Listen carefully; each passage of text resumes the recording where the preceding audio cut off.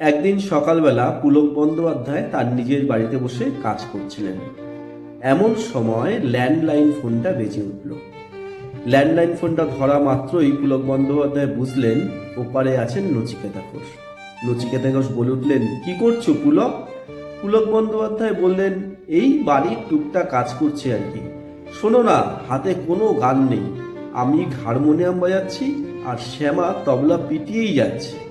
তুমি একটা গানের কলি তাড়াতাড়ি করে পাঠাও, অন্তত মুখড়াটা দাও কমসে কম। পুলক বন্দ্যোপাধ্যায় পড়লেন ফাপড়ে। এই শ্যামা ছিলেন নচিকেতা ঘোষের তবলচি। শ্যামাকে নিয়ে বসে আছেন ওদিকে নচিকেতা ঘোষ।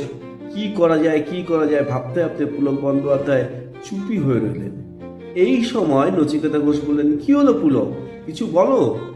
পুলক বন্দ্যোপাধ্যায় বললেন, না মানে আমি তো সেরকম কিছু গান। না না না, দুটো লাইন অন্তত দাও, বসে আছি সকাল থেকে খালি হাতে, কিছু না হলে শুট করতে পারছি না তো। এই কথা শুনে পুলক বন্দ্যোপাধ্যায় বুঝে গেলেন নচিকেতা ঘোষ ছাড়বার লোক নন। উনি যতক্ষণ পর্যন্ত গান না পাবেন ততক্ষণ পর্যন্ত ফোনটা ধরেই রাখবেন। পুলক বন্দ্যোপাধ্যায় তখন মনে পড়ল নচিকেতা ঘোষের স্ত্রী সদ্য মারা গেছেন। এই কথা ভেবে তার উপর সিচুয়েশন মনে করে পুলক বন্দ্যোপাধ্যায় দুটি গানের লাইন লিখলেন। এই লাইন দুটো যখন পুলক বন্দ্যোপাধ্যায় শোনালেন নচিকেতা ঘোষকে, নচিকেতা ঘোষ পুরো স্তব্ধ হয়ে যান। কিছুক্ষণ পরে পুলক বন্দ্যোপাধ্যায় বলেন, দাদা এই দুটো লাইন দিয়ে আপনি শুরু করুন, আমি বাকি গানটা পরে গিয়ে আপনাকে লিখে দিয়ে আসছি। নচিকেতা ঘোষ কোনো কথা বলেন না, আস্তে করে ফোনটা ছেড়ে দেন। বেশ খানিকক্ষণ সময় চলে গেছে। পুলক বন্দ্যোপাধ্যায় নিজের কাজে ব্যস্ত হয়ে পড়েছেন। আবার ল্যান্ডলাইন ফোনটা বেজে উঠল। আবার সেই নচিকেতা ঘোষ। পুলক বন্দ্যোপাধ্যায় ফোন ধরা মাত্রই নচিকেতা ঘোষ বললেন, কি করছো পুলক? না, এখনো কাজ করে যাচ্ছি।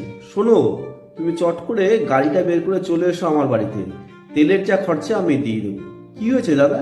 না না, তাড়াতাড়ি চলে এসো, ওই যে লাইন দুটো দিয়েছিলে ওটা সুর করে ফেলেছি, বাকি গানটাও এখনই লিখে ফেলতে হবে, নইলে সুরটা ভুলে যাব। কি আর করেন, পুলক বন্দ্যোপাধ্যায় তড়ি ঘড়ি করে হাওড়ার বাড়ি থেকে গাড়ি বের করে চললেন নচিকেতা ঘোষের টালা পার্কের বাড়িতে। বাড়িতে গিয়ে উপস্থিত, গিয়ে দেখলেন নচিকেতা ঘোষ শ্যামাকে নিয়ে বসে আছেন, দুটো লাইনের সুরও করে ফেলেছেন। বললেন, কি সুর করেছেন দাদা? নচিকেতা ঘোষ গানের সুর দুটো শোনালেন। গানের শোনা মাত্রই পুলক বন্দ্যোপাধ্যায় আর থাকতে পারলেন না, খাতা পেন নিয়ে বসে গেলেন। গান পুরো তৈরি হলো। পুরো গান তৈরি হতে বেলা 3টে বেজে গেল। নচিকেতা ঘোষ পুরো সুরও করে ফেললেন। গান জন্ম নিল একটা অসাধারণ রূপে। এই গান পরবর্তীতে গেয়েছিলেন বিশ্বশ্রেষ্ঠ গায়ক মান্না দে। গান কি ছিল সেটা পরে বলছি। এই গান এত দরদি যে প্রত্যেকটি বাঙালির আবেগ ছুঁয়ে গেছিল, এবং এর মতো বিরহের প্রেমের গান আর বোধহয় হয়নি। এবার শুনুন গানটি।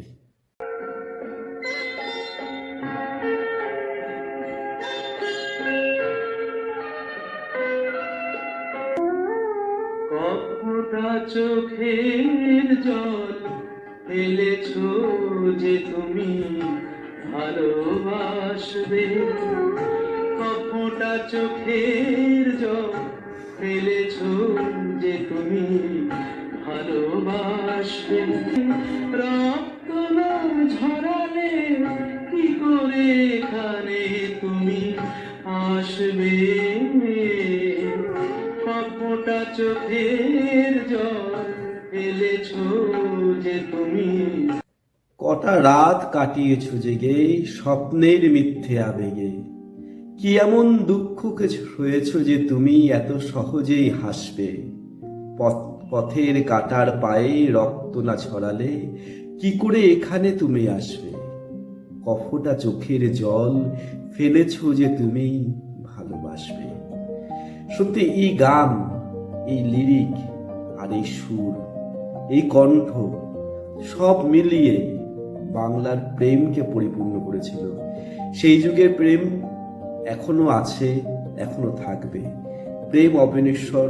তাই আমরা দেখেছি যুগে যুগে প্রেম গানকে ধরেই বেঁচে থাকে, এবং গানও অমর হয়ে থাকে এই প্রেমের জন্য।